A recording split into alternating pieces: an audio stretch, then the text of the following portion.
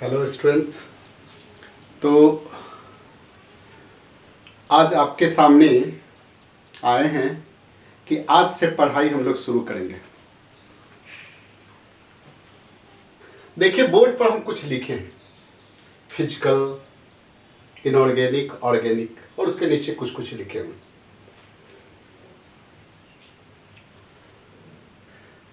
आप तो जानते हैं केमिस्ट्री किसको कहते हैं। केमिस्ट्री का डेफिनेशन आप 9th-10th क्लास से ही पढ़ते आ रहे हैं। केमिस्ट्री किसको कहते हैं, फिजिक्स किसको कहते हैं, बायोलॉजी, तो वो सब आपको बता करके आपका समय वेस्टेज नहीं करेंगे। लेकिन एक लाइन हम बोले कि केमिस्ट्री क्या है, this is study of matter, it is branch of chemistry is a branch of science which deals composition, preparation, transformation, isolation and properties of different kinds of matter in universe। यानी इस universe में जितने भी matter है उसका study करना। और फिर आप केमिस्ट्री को अपनी ज़रूरत के हिसाब से डिवाइड किए, फिजिकल, ऑर्गेनिक, इनऑर्गेनिक। तो आप बेसिक उस सब का चर्चा करेंगे कि फिजिकल किसको कहते हैं, ऑर्गेनिक किसको कहते हैं, what is the content of universe, universe में क्या है। तो दो चीज़ है, एक मैटर है, एक एनर्जी है। मैटर कैन बी क्लासिफाइड, आप 9th-10th में पढ़े हैं, pure matter, impure matter, and pure matter can be classified into element and compound, and what is the smallest particles of element, so that is atom. What is the smallest particles of compound, तो this is molecules, and atom molecules का definition ऐसे कुछ। तो एक वो भी आधे घंटे का क्लास हो जाता है, तो वहाँ हम नहीं जाना चाह रहे हैं। आज हम ये बताना चाह रहे हैं, चूँकि आप लॉकडाउन में हैं आप लोग, तो आपका समय का यूज हो, समय का बर्बादी नहीं हो, कुछ ऐसे बातों का चर्चा करना जिसका कोई महत्व नहीं है, या महत्व है तो 9th-10th में आप पढ़े हैं थोड़ा बहुत। देखिए, आप केमिस्ट्री के physical chemistry, organic chemistry, inorganic chemistry आप सब कोचिंग किए हैं या फिर घर पर बैठे होंगे। तो आप बताइए, यदि आप ऑर्गेनिक केमिस्ट्री पढ़े हैं तो मेरा अपना सोच है, या फिर सर भी आपको बताए होंगे कि आप ऑर्गेनिक केमिस्ट्री तभी पढ़ सकते हैं यदि आप 12th में हैं तो, या कंपटीशन का तैयारी कर रहे हैं, कि आपको ये 3 चीज़ कम से कम, nomenclature, reaction mechanism, types of organic reaction और आइसोमेरिज्म, ये चार कॉन्सेप्ट जो है, जिसमें आइसोमेरिज्म, हाँ चलिए, ये 4 कॉन्सेप्ट आपके पास नहीं है तो आप ऑर्गेनिक नहीं पढ़ सकते हैं। वैसे ही इनऑर्गेनिक केमिस्ट्री आप तभी पढ़ सकते हैं, तभी समझ सकते हैं जब आप पीरियोडिक क्लासिफिकेशन यानी पीरियोडिक टेबल आप 11th में पढ़े हो। और फिजिकल केमिस्ट्री में कम से कम आप मोल कंसेप्ट यदि आप नहीं जानते हैं तो आप फिर फिजिकल केमिस्ट्री नहीं पढ़ सकते हैं, क्योंकि सो मेनी जगह आपको मोल कंसेप्ट का काम आता है, तो आपको ये देखना पड़ेगा। तो इनऑर्गेनिक पढ़ने से पहले आपको पीरियोडिक क्लासिफिकेशन यानी पीरियोडिक टेबल का अच्छे से ज्ञान होना चाहिए। ऑर्गेनिक पढ़ते समय आपको ये 4 नॉमेनक्लेचर आना चाहिए, reaction mechanism, types of organic, isomerism, तभी आप समझ सकते हैं। रट्टा मार लेने वाला पढ़ाई नहीं भाई साहब, रट्टा तो मारिए लीजिएगा, पढ़िए लीजिए, लेकिन समझ तभी सकते हैं जब आप ये 4 होगा। इनऑर्गेनिक तभी समझ सकते हैं जब 1 होगा, और मोल कंसेप्ट फिजिकल केमिस्ट्री। तो आज अपनी पढ़ाई की शुरुआत हम लोग इस फिजिकल केमिस्ट्री के मोल कंसेप्ट से शुरू करेंगे। बड़ा छोटा सा, बड़ा इंटरेस्टिंग कॉन्सेप्ट होता है जो हर कोई जानता है, हर टीचर जानता है, हर बच्चा जानता है, छोटा से बड़ा सब बच्चा जानता है मोल कंसेप्ट। तो हम लोग कोई चीज़ की शुरुआत करते हैं तो छोटा सा टॉपिक से करते हैं, और मोस्ट इम्पॉर्टेंट टॉपिक से करते हैं, जिससे सबको समझ में आ जाए, और थोड़ा सा हमारा भी हेजिटेशन टूटेगा, ताकि कैसे पढ़ाया जाता है, ये भी बात है, क्योंकि हम भी तो भाई नए नए हैं ना, तो ये भी बात है। तो देखिए, ये मोल कंसेप्ट के बारे में हम लोग थोड़ा सा जानते हैं। ये मोल कंसेप्ट एक और है जो 11th में बच्चे अभी आए होंगे 10th क्लास करके, उनके लिए भी एसेंशियल हो जाएगा। जो 12th में होंगे, आप 12th वाले बच्चे जो सॉल्यूशन चैप्टर या फिर जो कुछ भी फिजिकल केमिस्ट्री का शुरू करेंगे, सॉल्यूशन में खास करके मोल कंसेप्ट का जरूरत पड़ेगा। बाहर से जो आप लोग कंपटीशन तैयारी करने वाले स्टूडेंट्स होंगे वो मोल कंसेप्ट का कॉन्सेप्ट हो सकता है, बाहर बहुत सारा कंटेंट अच्छा पढ़ने के चक्कर में आप मोल कंसेप्ट के कुछ कुछ बातें को भूल गए होंगे, तो थोड़ा सा रिपीट हो जाए तो कोई बुरी बात नहीं है। तो चलिए हम लोग शुरू करें। मोल कंसेप्ट, मोल कंसेप्ट, मोल कंसेप्ट। तो मोल कंसेप्ट हम लोग इसको देखेंगे कि क्या है। मोल, मोल हिंदी में भी बीच बीच में हमको बोलना पड़ेगा कि बहुत सारे बच्चे जो देहात के हैं, जो रूरल एरिया के हैं, वो भी फॉलो करेंगे, उनको भी होना चाहिए कि हाँ। तो इसको हिंदी में बोलते हैं भाई साहब मोल संकल्पना, मोल का संकल्पना, कंसेप्ट। देखिए इसका दो पार्ट है, एक थ्योरेटिकल पार्ट है, एक न्यूमेरिकल पार्ट है। तो थ्योरेटिकल पार्ट है जो आप सब आदमी बड़ी अच्छे ढंग से जानते हैं। रिलेटिव एटॉमिक मास किसको कहते हैं, रिलेटिव मोलेकुलर मास किसको कहते हैं, ग्राम एटॉमिक मास किसको कहते हैं। एक न्यूमेरिकल पार्ट है। तो न्यूमेरिकल पार्ट्स को हम अपने हिसाब से आपको बताएंगे, आप लोग भी पढ़े होंगे, लेकिन आपको बताएंगे जिसमें लगेगा कि हम कुछ अपना इसमें काम किए हुए हैं, समझाने का थोड़ा सा एक अपना वे है, तो वो आपको न्यूमेरिकल पार्ट्स में आपको आएगा। लेकिन चूंकि न्यूमेरिकल पार्ट्स डायरेक्ट हम बताएंगे तो आपको थोड़ा सा अटपटा लग सकता है, तो थ्योरेटिकल पार्ट हमारा बताना मजबूरी है, जो कि आप जानते हैं। तो देखिए मोल, जैसे मोल एक दो वर्ड बोल करके हम फिर थ्योरेटिकल पर ही आएंगे। एक दर्जन केला, कितना केला, 12 केला। एक दर्जन हाथी, कितना हाथी, 12 हाथी। एक दर्जन बिल्ली, कितना बिल्ली, 12। एक दर्जन मार्कर, 12। एक दर्जन अमित, 12। क्या आपको लग रहा है कि सर क्या पूछ रहे हैं? जी हाँ, जैसे दर्जन, दर्जन हम बोलते हैं तो आप 12 फिक्स कर लेते हैं। दर्जन बोलने पर आप 12 फिक्स कर लेते हैं। हम बोले एक दर्जन हाथी बोलो, आप बोलते हैं 12। एक दर्जन कुत्ता बोलो, 12। एक दर्जन बिल्ली बोलो, 12। एक दर्जन मार्कर बोलो, 12। आप 12 12 12 12 12 12 12 12 बोलते चले जाते हैं। तो वैसे ही आपको बताए होंगे सर, या फिर आप जानते भी हैं कि मोल जब बोले, जो हम मोल बोले तो आप नंबर के हिसाब से, नंबर, आप नंबर के हिसाब से ये फिक्स कर लेते हैं। ये 2 2, हम लोग के ज़माने में तो 2 3 चलता था, आजकल 2 2 आता है, तो आप 3 भी दे दीजिए तो ऐसा कुछ नहीं है। ये देखिए इतना, 6.022 इंटू 10⁻23। तो this is the number.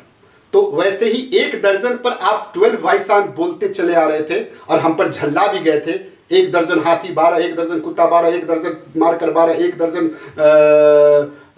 Tube 12।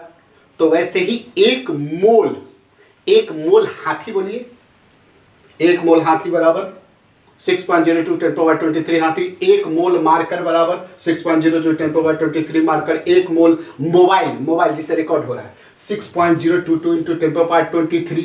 एक मोल हमारा, हाँ अच्छा, डायरेक्टर साहब पिछले वीडियो में बोले थे, हमारा 2 बड़े प्यारा सा स्टूडेंट है, हाँ, जो वो कोई डायरेक्टर नहीं है, मेरा स्टूडेंट है, खैर छोड़िए। 6.022 10⁻23। तो आप जो मोल हम बोलते हैं, जो मोल बोले तो आप ये बोलिए और सो जाइए। जैसे बोलिए 1 मोल, 1 मोल, 1 मोल, हाँ मार्कर 6.02 10⁻23 मार्कर। 1 मोल मोदी जी, कितना मोदी जी होंगे? हम कहेंगे हाँ 1 मोल मोदी जी आ गए, तो आप क्या समझिएगा? हमारे 6.022 इंटू 10⁻23 मोदी जी। यानी आप मोल से दिस नंबर को आप फिक्स करेंगे। तो यदि हमको केमिस्ट्री में न हाथी से मतलब है, न बिल्ली से मतलब है, न कुत्ता से मतलब किससे है? 2 चीज से मतलब है, एलिमेंट और कंपाउंड के सबसे छोटा पार्टिकल। आप जानते हैं कि मैटर का 2 फॉर्म है, एक एलिमेंट और दूसरा कंपाउंड्स। कंपाउंड्स, इसका सबसे छोटा फॉर्म क्या है? एटम। एटम किसको कहते हैं आप पता है भैया? This is smallest particles which have not independent existence but take part in chemical reaction, कुछ एक्सेप्शन जो इनर्ट गैस कहते हैं, पता है हमको क्या, आपको आता है। ये कंपाउंड्स है। ये कंपाउंड्स का सबसे स्मॉलेस्ट फॉर्म क्या है? जो मोलिकुल्स होता है, यानी इसका भी होता है लेकिन ये एटम से बड़ा होता है।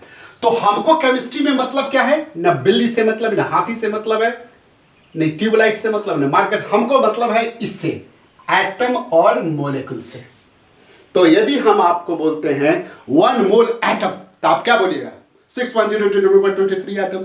1 मोल मोलिकुल 6.0 मोलिकुल्स, क्या यही है? तो मोल का मतलब यही है। तो इसके यदि हम आगे बढ़ाते हैं तो ये फिर मेरा न्यूमेरिकल पार्ट चला जाता है कि 1 मोल एटम, इतना एटम, तो this atom is equal to how much gram, यानी इतने एटम का ओजन कितना होगा। ये मार्कर है, इसका ओजन है, नंबर है। ये एक मार्कर का ओजन मान लीजिए कि 2 ग्राम है, तो 2 मार्कर का कितना होगा, 4 मार्कर का कितना होगा। वैसे ही यदि ये इतना एटम है तो इसका भी वेट होगा, नहीं होगा? बिल्कुल होगा। डाल्टन्स ने बताया ना कि क्या, कि एटम में मास होता है। ये अलग बात है कि उन्होंने कहा कि एटम टूट नहीं सकता, उसका भी आप कहानी जानते हैं, एक लंबा हिस्ट्री जानते हैं कि डाल्टन्स ने क्या कहा कि एटम नहीं टूट सकता, atom neither be created not be destroyed. Then आगे बढ़ा समय के साथ, एटम टूटा भी 18th सेंचुरी के लास्ट में। Different laws of chemical combination दिया गया। आप 5 वैरायटी का लॉज पढ़ते हैं, laws of conservation of mass, laws of definite proportion, law of definite या कांस्टेंट प्रोपोर्शन, दूसरा लॉ ऑफ मल्टीपल प्रोपोर्शन,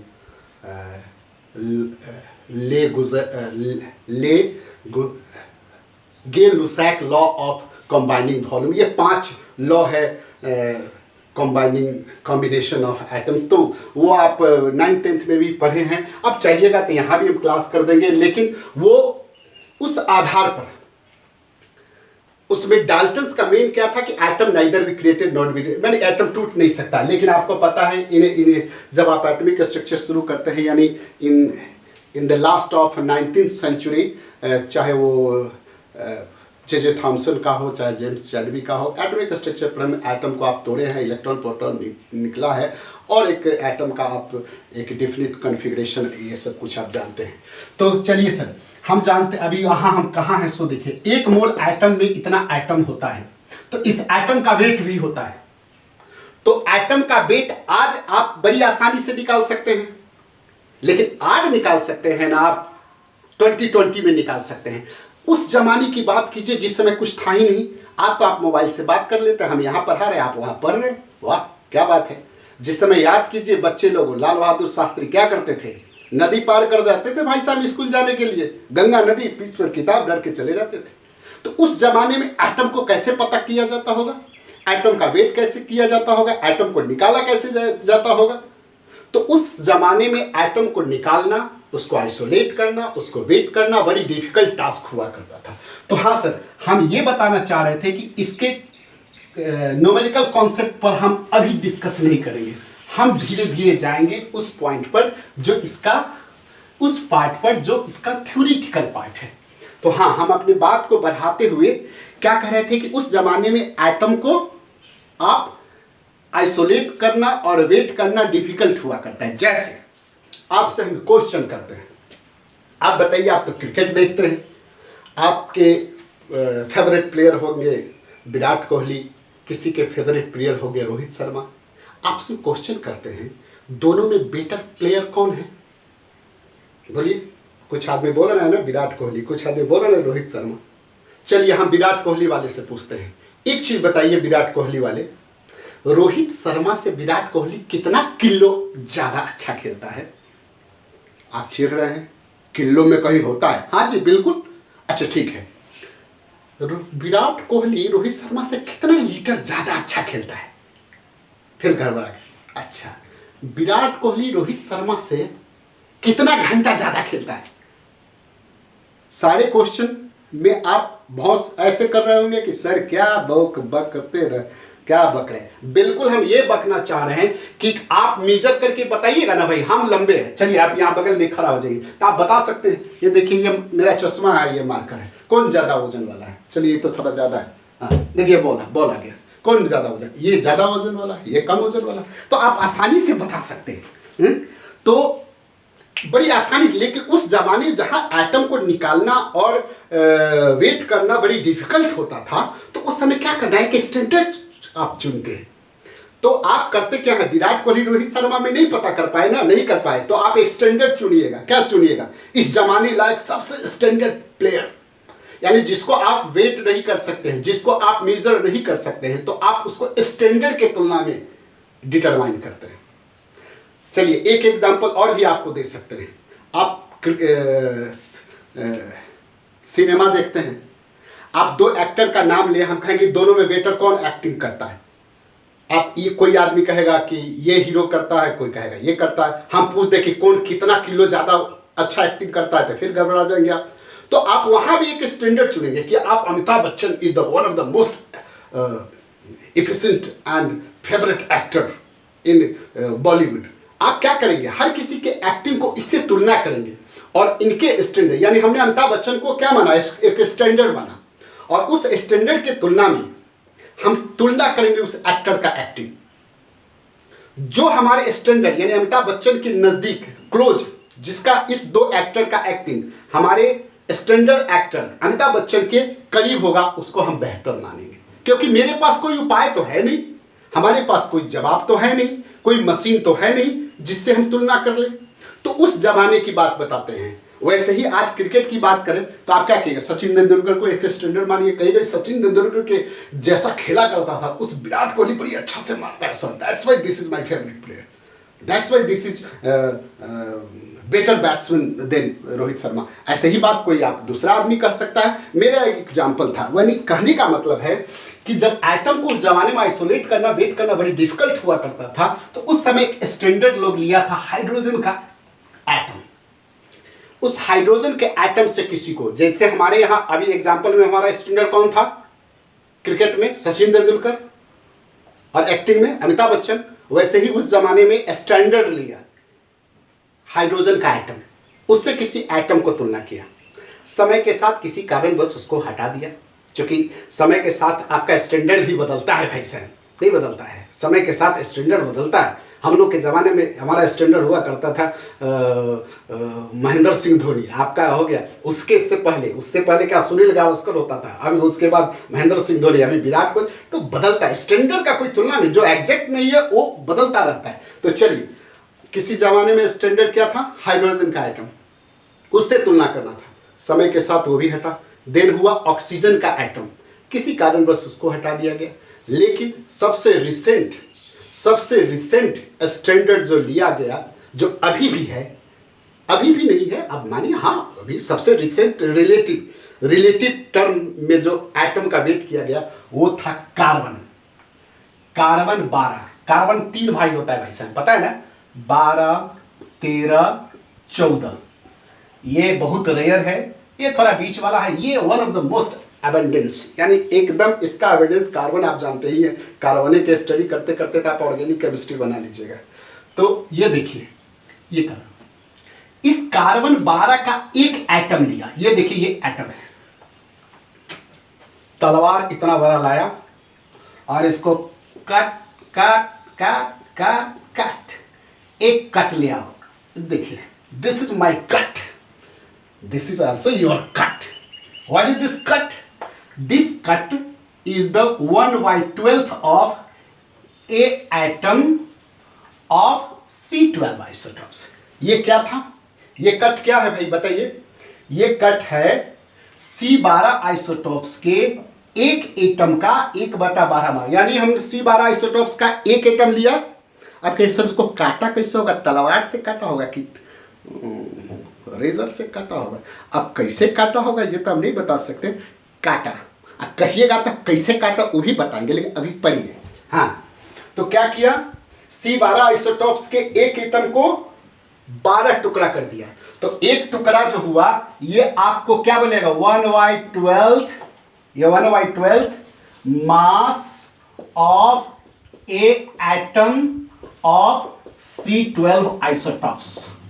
सब जानते हैं भाई साहब, हम जानते हैं कि सब आप जानते हैं। तो ये मेरा रहा स्टैंडर्ड, इसको बोलते हैं हम एटॉमिक मास यूनिट, यानी एटॉमिक मास यूनिट। हम लोग किसी भी एटम का मास इसी यूनिट से लगाएंगे। ये मेरा बटखारा का काम करेगा। आप सब्जी दुकान पर अभी जाते होंगे, सब्जी दुकान पर तो जाते नहीं है डर के मारे तो कोरोना पकड़ लेगा। खैर छोड़िए, घबराने की बात नहीं है, इसी से कुछ कुछ लगा लेना, इसमें नहीं होगा तो पोलोथीन लगा लेना, है ना, मुंह में कपड़ा बांध लेना, चश्मा तुम लोग पहन करके चल जाना, सब्जी खरीद के लाना, सब्जी को थोड़ा तो धो देना, कोई बात नहीं कोरोना। देखिए तो atomic mass unit, atomic mass unit मेरा क्या है, यूनिट बना। एक यूनिट क्या बना, कार्बन 12 आइसोटोप्स के एक एटम का 1/12वां भाग। तो ये मेरा यूनिट है। अब किसी का वेट करना है तो हम एक तराजू बनाते हैं। देखिए भाई ये मेरा इमेजिनरी तराजू है, ये देखिए, या देखा, वाह, ये तराजू हम खरीद के लाए थे चौक पर से, ऐसे नहीं मिलता है। हाँ देखिए, तो ये मेरा तराजू है भाई साहब, इसमें हमने इस टुकड़ा को रख दिया। ये मेरा बटखारा का काम कर रहा है, ये बटखारा का काम करेगा। इसको atomic mass unit AMU, atomic mass unit, ये मेरा 1 AMU है। ये 1 AMU क्या है, मेरा कार्बन 12 आइसोटॉप्स के एक एटम का 1/12वां भाग। यानी इसको आप इंग्लिश में बोलते हैं, इंग्लिश में क्या ऐसे चलता है, हिंदी में ऐसे चलता है, चल रहा है। कार्बन 12 हिंदी में क्या बोलेंगे, कार्बन 12 समस्थानिक के एक एटम का 1/12वां भाग हिंदी में। इंग्लिश में बोलेगा तो थोड़ा स्टाइल में बोलेगा 1/12 mass of a atom of C12 isotopes, ऐसे बोलते हैं। खैर जो भी हो, आपने इसको यहाँ रख लिया, ये मेरा बटखारा का काम करेगा। अब आप सामान तौलने वाला लाते हैं। सामान तौलने वाला क्या लाते हैं, मान लीजिए हम यहाँ ऑक्सीजन का एक एटम ले, तो ऑक्सीजन का एक एटम रखिएगा तो देखिएगा ये भारी हो जाएगा, ऐसे लग जाएगा। तो इसके तुलना में आप देखिएगा ये ऑक्सीजन का एक एटम कितना भारी है। तो ऑक्सीजन का एक एटम देखा गया कि इस बटखारा के तुलना में 16 टाइम्स मोर हैवियर था। दैट्स वाई इसके एटॉमिक मास को, इसके एटम के मास को सिंपली एटॉमिक मास या इसको रिलेटिव एटॉमिक मास कहा जाता है। तो इसका रिलेटिव एटॉमिक मास 16 AMU बोला गया। चलिए अब इसको मिटा दीजिए। ये क्या था, ऑक्सीजन का एटम था। अब आप हीलियम का एटम रख दीजिए। जब आपने हीलियम का एक एटम यहाँ रखा तो आपने देखा कि ये इस बटखरा के तुलना में, बटखरा बोलते हैं सर, दिस इज यूनिट। बटखरा इसलिए बोलते हैं सब आदमी समझ जाइएगा, सिर्फ बटखरा पर आप कमेंट नहीं कीजिएगा प्लीज। तो this is unit, so called, हम आपको समझाने के लिए बटखरा बोलते हैं। बटखरा इसलिए बोलते हैं कि आप तौलने जाएंगे तो बटखरे ना रहता है भाई, यूनिट होता है, किलो, आधा किलो, 2 किलो, 3 किलो, क्या है, दिस इज कॉल्ड, हम लोग बिहार में इसको बटखरा बोलते हैं। ठीक है, थैंक यू। चलिए तो इसको, ये 1 AMU है। तो हीलियम का एटम देखा गया है, हीलियम का एक एटम जब आप रखें तो इसके तुलना में 4 टाइम्स ज़्यादा था। तो दैट्स व्हाई यदि आप नाइट्रोजन का एक एटम रखें तो वो 14 टाइम्स ज़्यादा हैवी था। यानी क्या मतलब हुआ, व्हाट इज रिलेटिव एटॉमिक मास, हमने रिलेटिव एटॉमिक मास ऑक्सीजन का कितना निकाला, 16 AMU।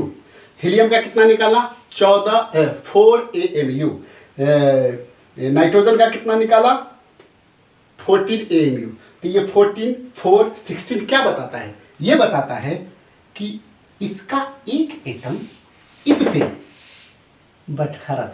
बटखरा मतलब एटॉमिक मास यूनिट से, AMU से, AMU क्या है जानते ही हो, उससे इससे इसका एक एटम जितना ज़्यादा हैवियर होगा वही उसका रिलेटिव एटॉमिक मास का है। तो रिलेटिव एटॉमिक मास क्या है, ये बताता है कि उस एलिमेंट का एक एटम इससे how many times is heavier. That's why आप लिख सकते हैं रिलेटिव, अब इसको थोड़ा सा हम मिटा दे कि रिलेटिव एटॉमिक मास, कभी के वेट भी बोलते हैं, weight of an element is number which indicate a atom, एक atom, a atom of that element is how many times heavier than Batkara. हाँ, what is Batkara? AMU. Batkara मतलब AMU जो हम लिखेंगे, आप इंग्लिश में क्या बोलते हैं? 1/12 mass of a atom of C12 isotopes. हाँ जी, कार्बन 12 के एक एटम के 1/12वें भाग को आप एटॉमिक मास यूनिट बोलते हैं, AMU बोलते हैं, जिसको हम बटखरा बोलते हैं, जो यहाँ रखे हुए हैं। तो बटखरा से तो यही बात हो गया। क्या हो गया कि रिलेटिव एटॉमिक मास किसी एलिमेंट का वो नंबर है, दिस इज नंबर। वो क्या बताता है? व्हिच इंडिकेट बताता है कि उस एलिमेंट का एक एटम बटखरा से यानी एटॉमिक मास में यूनिट से कितना गुना ज्यादा हैवियर है। तो relative atomic weight of element equal to mass of a atom by 1/12 mass of a atom of C12 isotopes।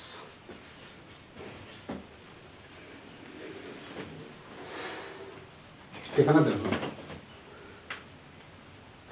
यहाँ रिलेटिव एटॉमिक मास, इसको नोट कर लीजिए। चलिए इसको हम इरेज करते हैं। अब देखिए सर, आपने ऑक्सीजन का रिलेटिव एटॉमिक मास निकाला कितना? 16 mu। हीलियम का एक बार और रिपीट करते हैं, हीलियम का निकाला 4 mu, नाइट्रोजन का। तो ये 16, 4 या 14 ऑक्सीजन, हीलियम या नाइट्रोजन का क्या बताता है? ऑक्सीजन का एक एटम इससे किससे 1 mu से कितना गुना ज़्यादा हैवियर है, जितना टाइम्स ज़्यादा हैवियर होगा वो निकल जाए। तो इस आधार पर क्या किया गया, यहाँ क्या किया गया, किसी एलिमेंट के एटम को रखा गया और इससे देखा गया, ये बटखरा है यानी AMU है जो आपको बता चुके हैं, इससे कितना टाइम्स ज़्यादा हैवियर है। यहाँ ऑक्सीजन का एटम रख करके देखा कितना टाइम्स हैवियर है भैया, 16 टाइम्स। तो चलो रिलेटिव एटॉमिक मास 16 हो गए। हीलियम रखा गया, देखिए कितना टाइम्स ज़्यादा है, इससे ऐसे पकड़ना है, ऐसे पकड़े रहो, कितना टाइम्स ज़्यादा है? 4 टाइम्स। चलो इसका रिलेटिव एटॉमिक 4 AMU हो गया। यहाँ नाइट्रोजन का आइटम रखिए, हाँ नाइट्रोजन का आइटम रखा, कितना टाइम्स ज़्यादा है? 14 टाइम्स। हाँ 14 भेज लो। चलिए ऐसे कर करके हर एलिमेंट का रिलेटिव एटॉमिक मास निकाल रहा था। निकालते एक जगह जाकर के प्रॉब्लम हो गया। क्या प्रॉब्लम हो गया? कुछ एलिमेंट के केस में जब रिलेटिव एटॉमिक मास निकालने गया तो देखा गया कि उसका रिलेटिव एटॉमिक मास 2 आ जा रहा है, किसी में 3 आ जा रहा है। जैसे आप क्लोरीन में देखिए, बड़ी अच्छा एग्जांपल है क्लोरीन के केस में, Cl में, उसको यदि स्टैंडर्ड के तुलना में निकाला गया तो कुछ एटम का मास आ जा रहा था 35 और कुछ का आ जा रहा था 37। तो किसको मानना है भाई? टेंशन हो गया। कुछ आदमी कह रहा था भाई 35 वाला मानिए, कुछ आदमी का 37 वाला मानिए, दोनों में प्रॉब्लम, दोनों में झगड़ा नहीं यानी कन्फ्यूजन। तो साइंटिस्ट कहा कि नहीं भाई, आप 35 और 37 दोनों ही सही है। तो इस केस में रिलेटिव एटॉमिक मास को आप एवरेज एटॉमिक मास के टर्म में एक्सप्रेस करेंगे। कैसे एक्सप्रेस करेंगे? तो देखा गया कि इसमें से ये 75% क्लोरीन जो है इस फॉर्म में रहता है, यानी C35 के फॉर्म में रहता है। 25% क्लोरीन आपका ये 37 के फॉर्म में रहता है। तो साइंटिस्ट सजेशन दिया कि इसका क्लोरीन का आप रिलेटिव एटॉमिक मास निकालना चाहते हैं तो इस दोनों का एवरेज कर दीजिए। तो एवरेज एटॉमिक मास आप समेशन कर दीजिए, relative mass of isotopes multiply percentage natural abundance by 100 यानी इसको कर दीजिए, क्या कर दीजिए, ये 35 70 प्लस 37 इंटू 25 अब बाई 100 कर दीजिए। देखिएगा आपका 35.5 AMU आएगा। हाँ, एक चीज और बता दे कि AMU को, एटॉमिक मास यूनिट को आजकल सिंपली यूनिफाइड मास कहा जाता है, तो आज इसको आप U लिख सकते हैं। तो दैट्स वाई आपका एवरेज एटॉमिक मास क्या आया। हाँ, एवरेज एटॉमिक मास किसके टर्म में निकाला गया, किसके लिए निकाला गया, उसके लिए निकाला गया जब किसी एलिमेंट का रिलेटिव एटॉमिक मास एक ना आकर के एक से ज्यादा आ रहा था। जैसे एग्जांपल के लिए हमने क्लोरीन को लिया कि इसके केस में आपने क्या किया कि जब दो एक ही एलिमेंट का रिलेटिव एटॉमिक मास 2 आने लगा तो उस समय उस दोनों का एवरेज निकाल दिया गया। और ये एवरेज वैल्यू जो क्लोरीन का आया, इसको आप लिस्ट कीजिएगा, लिखेगा तो इसको एवरेज एटॉमिक मास नहीं कहा जाता है, सबको एटॉमिक मास। अब रिलेटिव लोग हटा दिया, एटॉमिक मास, इसको भी एवरेज को भी एटॉमिक मास कहा जाता है, लेकिन ये AMU में है। आप जो रट्टा मारते हैं, याद करते हैं, वो ग्राम में है, तो दोनों में अंतर है, ग्राम में अंतर है, इसमें अंतर है, आगे आदमी दीजिए हमको। तो खैर चलिए, ये एवरेज एटॉमिक मास का आप डिफिनीशन क्या दीजिएगा, ये लिख लीजिए, एक मिनट, इसको कॉपी कर लीजिए, मिटा रहे। तो देखिए, तो average atomic mass of element is a number in which relative atomic mass of isotopes of that element in which that element each multiplied by their natural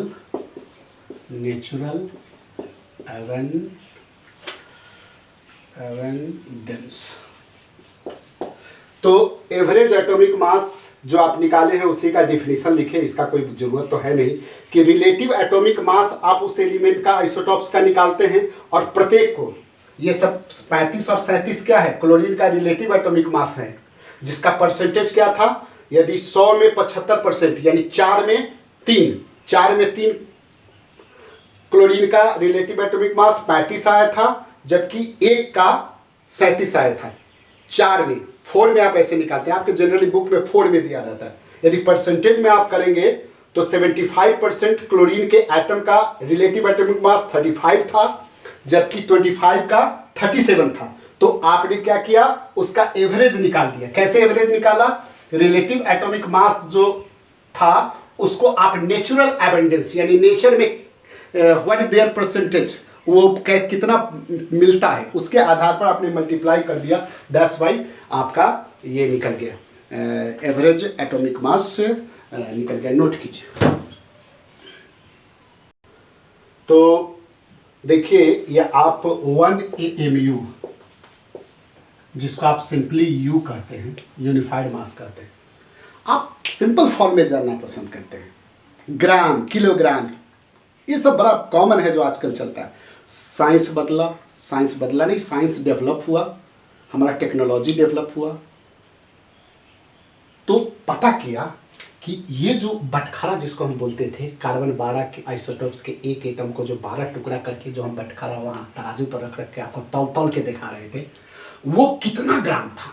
तो वो देखा साइंटिस्ट की वह क्या है जिसको हम बटखारा बोलते हैं और आप बोलते हैं एटॉमिक मास यूनिट, यूनिफाइड मास, वो था 1.66 इंटू 10⁻⁻24 ग्राम या 1.66 इंटू -27 किलोग्राम।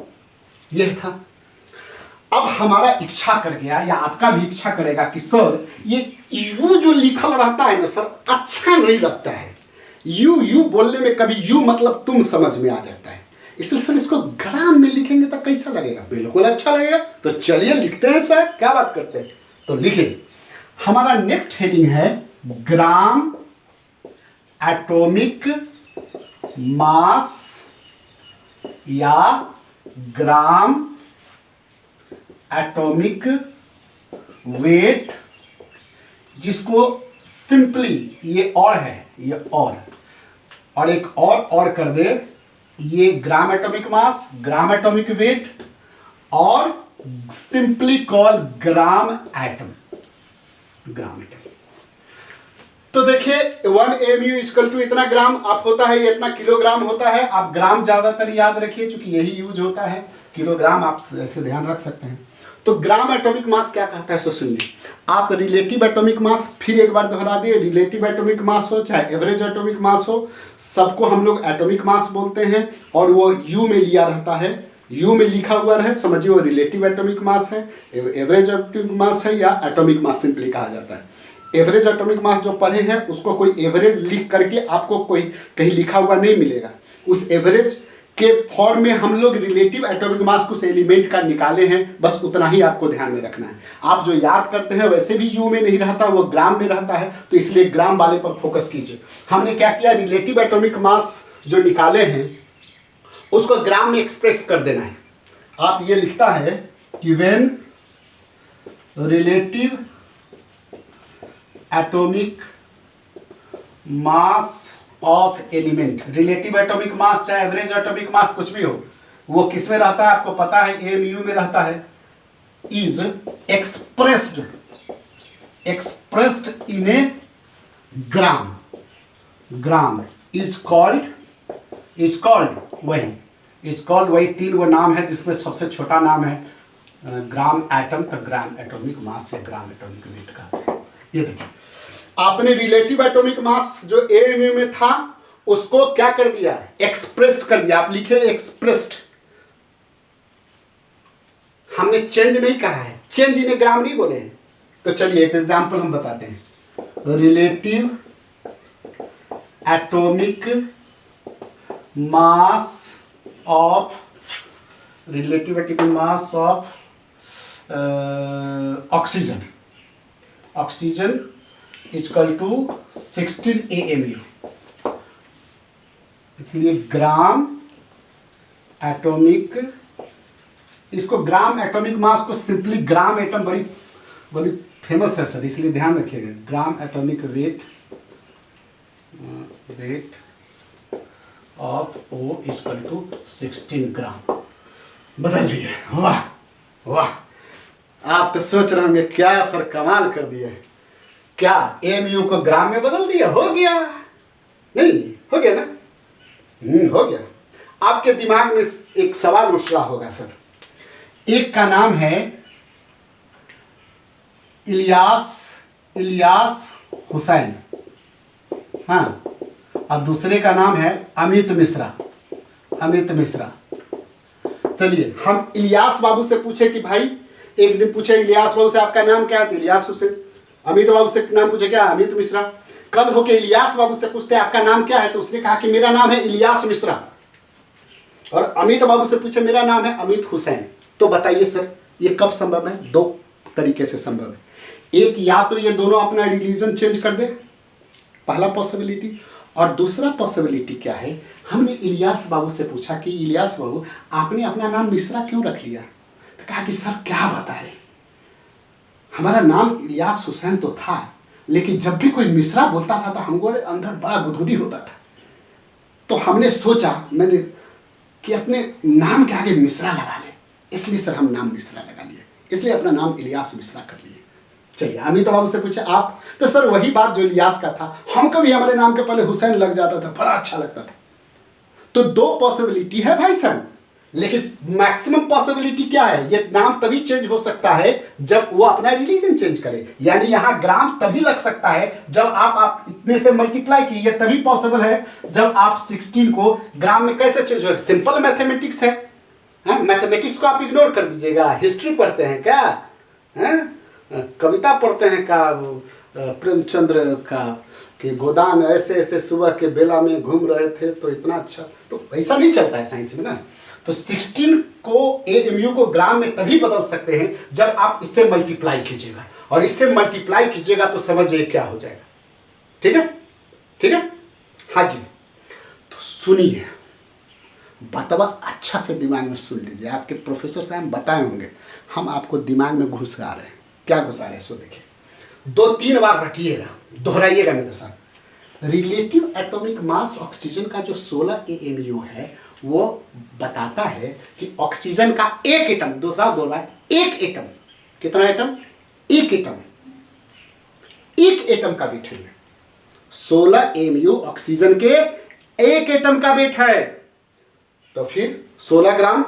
जी हाँ, आप यहां देख लिए थे, 16 को आप मल्टीप्लाई करने जाइएगा तो इतना आएगा का 1.6 -24 से कीजिएगा तो 16 ग्राम आएगा, क्या कुछ और हो जाएगा। फिर भी आप 16 ग्राम लिखे हुए हैं, आप बुक में भी लिखे, आपके नोट्स में भी लिखा हुआ है। तो फिर ये क्या है, ये है, एक बार और, रिलेटिव एटॉमिक मास ऑक्सीजन का जब आप 16 AMU लिखते हैं, इसका मतलब है 16 AMU ऑक्सीजन की एक एटम का वेट है।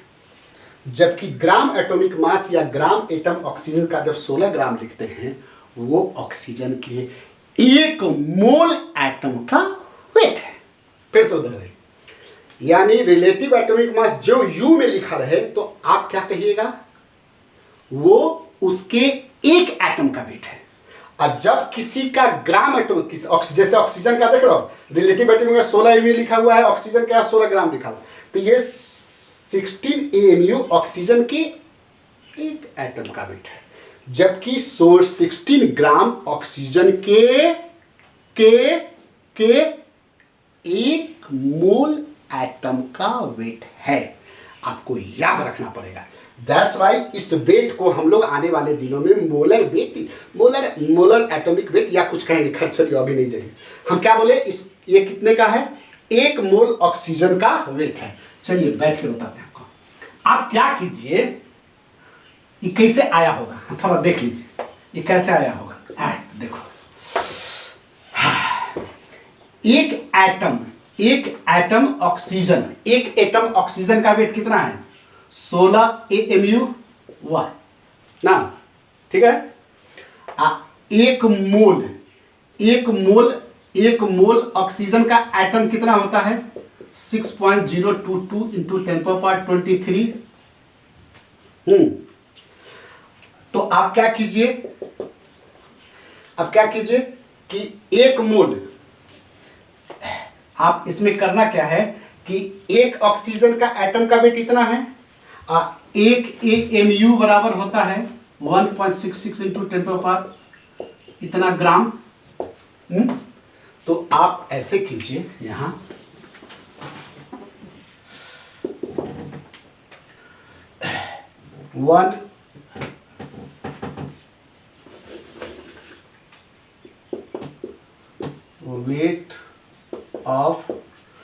weight of 1 mole O atom, 1 मोल मतलब 6.022 × 10⁻23 एटम।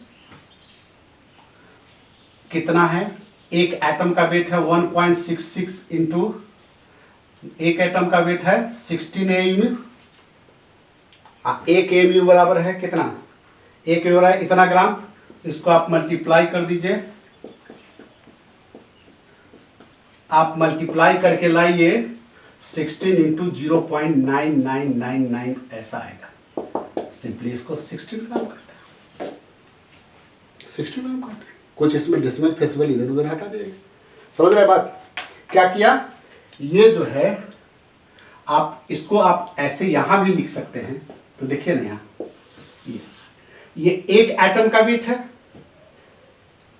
ये आपका ग्राम में हो गया, ये कितना हो गया इसका 16 एक एटम का वेट 16 एमयू हुआ, और 1 एमयू बराबर इतना ग्राम होता है, और 1 मोल एटम बराबर इतना एटम होता है, तो आप मल्टीप्लाई कर दीजिएगा। तो ये जो 16 ग्राम आया, ये 16 ग्राम 1 मोल एटम का वेट है। तो ग्राम एटॉमिक मास जो होता है वो, इसको कॉपी कर लीजिए। वैसे ही आप दूसरा एग्जांपल देखिए, relative atomic weight of nitrogen 14 AMU है। तो ग्राम एटॉमिक वेट को ग्राम एटम बड़ा पॉपुलर है, इसलिए आप ऐसे दे सकते हैं, नाइट्रोजन इक्वल टू 14 ग्राम। वैसे ही आप बहुत सारा एग्जांपल दे सकते हैं, इसलिए number of gram atomic wait या ग्राम एटम इक्वल टू क्या होगा, वेट ऑफ एटम इन ग्राम, अब उसको बाय ग्राम एटॉमिक वेट, ऐसा ये फार्मूला हो गया। जैसे क्वेश्चन देखिए, calculate number of gram atom एक में इन 32 ग्राम ऑफ ऑक्सीजन